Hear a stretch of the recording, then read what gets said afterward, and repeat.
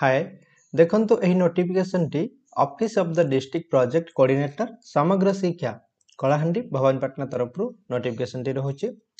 तो एथिरे आपनकर वैकेंसी रहउची वार्डन पोस्ट पे, ठीक अछि। तो वार्डन पोस्ट पे नियुक्ति रहउची। एटा देखुछन तार ऑफिशियल नोटिफिकेशन टी, ठीक अछि। एटा गोटे लेटर रहउची, तापरे नोटिफिकेशन देखंतु अटैच होइची संपूर्ण ओडिया रे।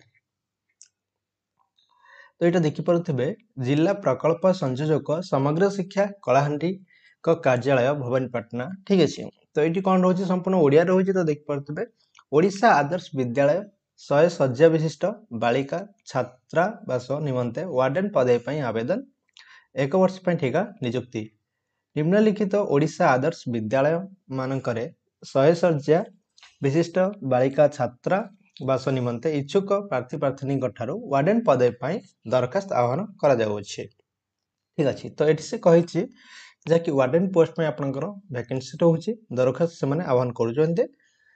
तो एठी देखि पारुतबे बालिका छात्रावासर नाम रहउछि। तो एटा ओडिशा आदर्श विद्यालय ना रहउछि मुसीगुड़ा, ठीक अछि। तो मुसीगुड़ा रहउछि, ब्लॉक र ना रहइबो भवानीपाटना। तो एठी वार्डन पई गोटे पोस्ट रहउछि। सेपरि थुरामपुर, ठीक अछि। देखंतु थुरामपुर छात्रावास पई रहउछि। तो ब्लॉक रहउछि थुरामपुर रहउछि। तो गोटे वैकेंसी रहउछि। सर्वमोट रहउछि 2 गोटी वार्डन पोस्ट पई। एटा कलाहांडी डिस्ट्रिक्ट तरफ नियुक्ति रहउछि भवानीपाटना रे, ठीक अछि। वार्डन पई देखंतु शिक्षागत योग्यता मागिछि जे कोनसी स्वीकृति प्राप्त विश्वविद्यालय रु बीए बीएससी पास करथिबे, ठीक अछि। तो एठी बीए बीएससी पास करथिबे वार्डन पई आपण माने अप्लाई करि परिबे। बयस लिमिट रहउछि 30 रु 60 वर्ष बयस मध्य होइथिबा दरकार। तार कैलकुलेशन डेट रहिबो विज्ञापन तारीख अनुसार, ठीक अछि। तो एठी 30 रु 60 वर्ष बयस होइथिले आपण माने एठी अप्लाई करि परिबे।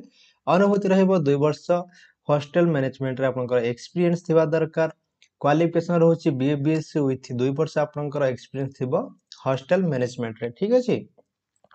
पारिश्रमिक जहा कि मासिक आपनकर सैलरी रहउछि देखंतु 21175 टंका आपनकर रहइबो मासिक सैलरी। केते रहइबो ना 21175 टंका आपनकर मासिक सैलरी रहइबो।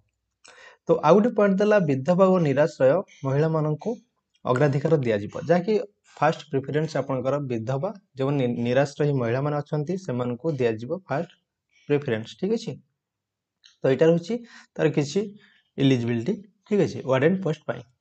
तो एठी आउ कोन देला ना एठी देखंतु संपूर्ण भाबे से देइछि दरखास्त ग्रहण करिवार शेष तारीख रहउछि 21/7/2024। आपनको 21 जुलाई पूर्व अप्लाई करिवार अछि। केमते अप्लाई करिवे ना देखंतु आवेदनकारी निज दरखास्त सहित आवेदन फॉर्म रे मगा जाइथिबा अन्य जरूरी कागज उपरे निजे दस्तखत करी निर्धारित समय मध्य रे निज ब्लॉक रे थिबा ओडिशा आदर्श विद्यालय रे अध्यक्ष कार्यालय को रजिस्ट्री पोस्ट किंबा स्पीड पोस्ट द्वारा 21/7/2024 सुधा पठाइबा आवश्यक, ठीक अछि।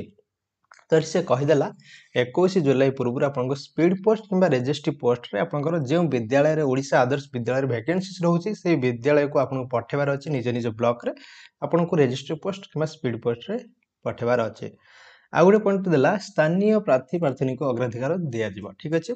सविशेष विवरणी तथा आवेदन फॉर्म आपण माने www.kalahandi.nic वेबसाइट रे पाई परिबे।